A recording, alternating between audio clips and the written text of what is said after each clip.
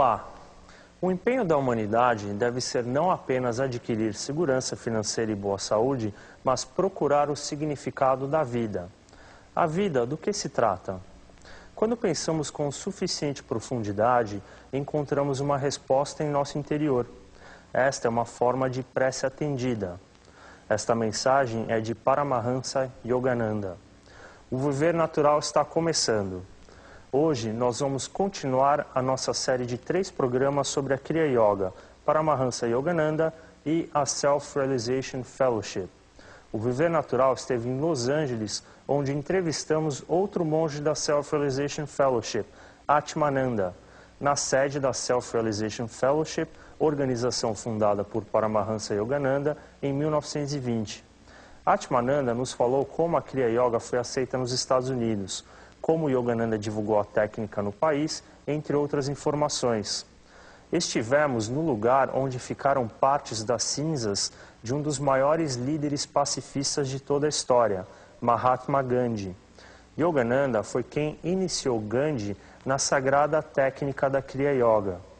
A Kriya Yoga é um conjunto de meditações muito avançadas que, de acordo com seus praticantes, ajudam a acelerar o desenvolvimento espiritual de uma pessoa, para que ela obtenha a iluminação, um estado de profunda paz interior, alegria e felicidade.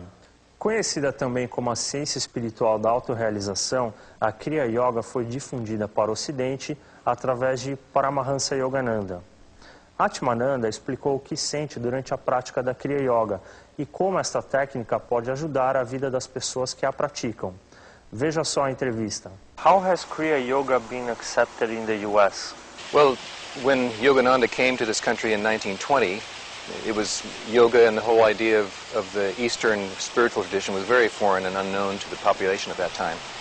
But by the 50s, 60s, and particularly the 70s, it was very much embraced. As you know, Eastern philosophies and spirituality were very topics of interest. And so self-realization has been around, Self-Realization Fellowship, which is the organization that Yogananda founded, has been around from the very beginning. And so it's been accepted very well by people who are looking for a balance to their lives, because what do we have to deal with in this world is a lot of stress, a lot of tension, and a lot of anxiety and fear due to the world conditions. So where do you find safety and comfort from that? And that's the teaching of meditation, the practice of Kriya Yoga, which calms the mind and the body in a natural way, helps us to go inside and find our peace and security and sense of well-being within. And even if there's external conditions that are threatening or difficult, we can still have that inner peace. America is focused on external progress, money, and success. How can Kriya Yoga help people achieve inner peace? Well, there's nothing wrong with the pursuit of wealth and success, but that's only half of the equation for a balanced and healthy life. The other half is to have an inner life where you not only are seeking outwardly, but you are also developing yourself inwardly as a soul, as a child of God. And that's where meditation, Kriya Yoga, comes in. It awakens the other side of our lives by helping us to have an inner life that is that is the core of our being. And then when we pursue our success and our goals outwardly, we're doing it from a place of balance and peace and a well-being, rather than a frantic drive for more and more and better and more money and more cars and more possessions, because that does not give happiness. That only dries up. So the happiness that we're looking for really is inside. But to balance it with rightful striving for success and doing good works in the world, that's righteous. That's righteousness. That's fine.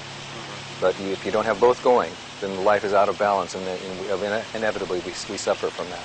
When Kriya Yoga was brought to the U.S., was there a lot of resistance? Well, Yogananda started small, and so he was not a threat to major organized religions, but there were a lot of people, of course, who didn't understand. You know, he was a Hindu in a turban and an orange robe, and so he was like, a figure completely outside of most people's imagination. He actually got a very warm reception from a lot of people in Boston, which was the first place that he came in 1920. Quite a following there. And that's because of Thoreau and Emerson. There was a religious liberality in that area that was receptive to new teachings like this.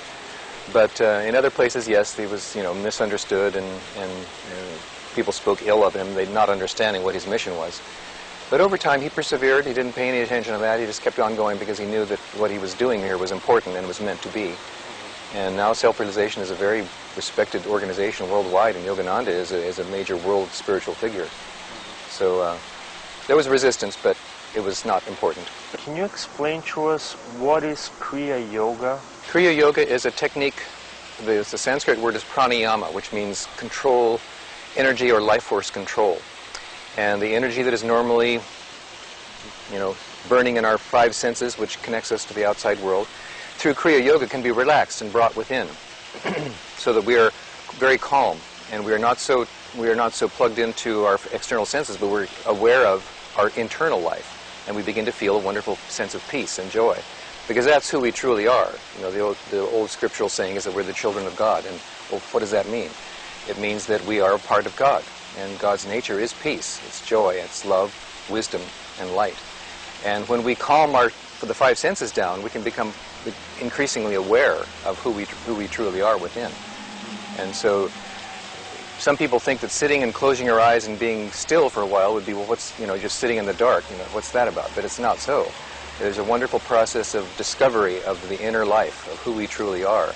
And it's really it's an infinite journey. There's no limit to how deeply we can go into the awareness of God's presence. And it's a very wonderful experience. So when people practice Kriya Yoga, are they doing exercises? It's a technique that combines breathing, visualization, and directing of energy. It has to do with the spine, which is the centers of higher awareness in our consciousness. And it lifts the consciousness up from the material and the physical into the spiritual.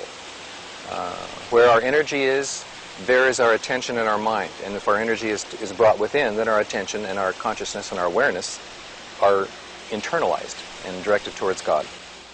Este santuário possui uma história muito interessante. Um belo dia, o proprietário dessa área, chamada Lake Shrine, um grande produtor do cinema americano, teve um sonho, e neste sonho vinha para ele que ele deveria doar a propriedade do Lake Shrine para a igreja de todas as religiões. Ele achou estranho e não fez nada.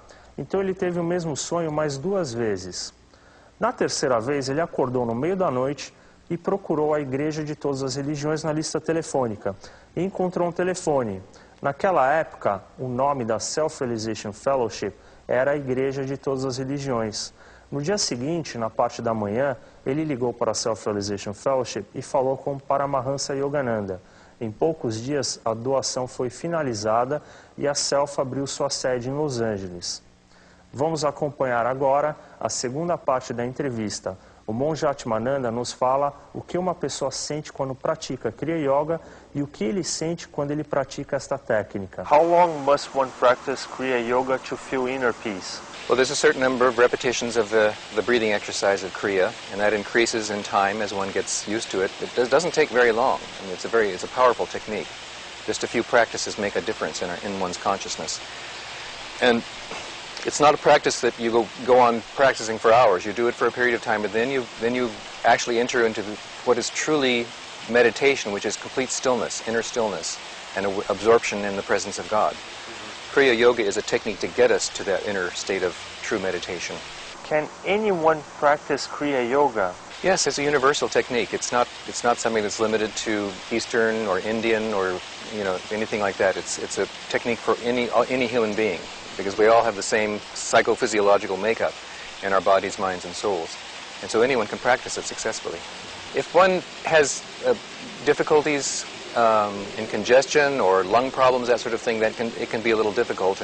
But there are alternative ways of practicing that Paramahansa Yogananda prescribed for those kinds of conditions.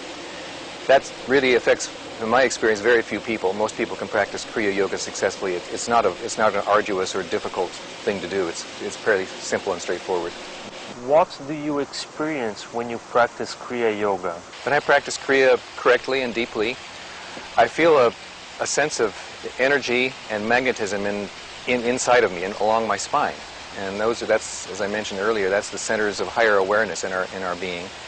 I become less aware of the world, and there's this wonderful feeling of joy. It's very absorbing. I have no desire to go do and go up and get up and do something. I just want to stay in that wonderful feeling of joy and peace inside. And it's inspirational in the sense